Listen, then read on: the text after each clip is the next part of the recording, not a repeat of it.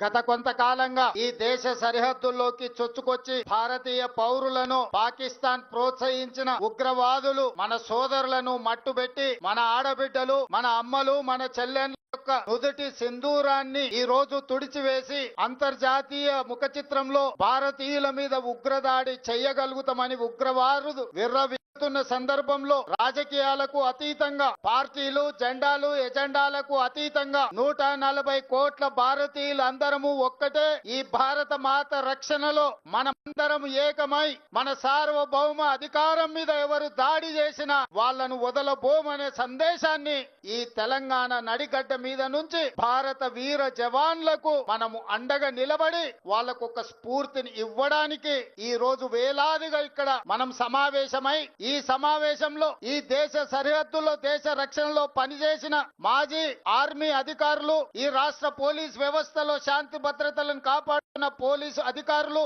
ఈ రాష్ట్రాన్ని నడిపిస్తున్న సచివాలయ ఉద్యోగులు, ఈ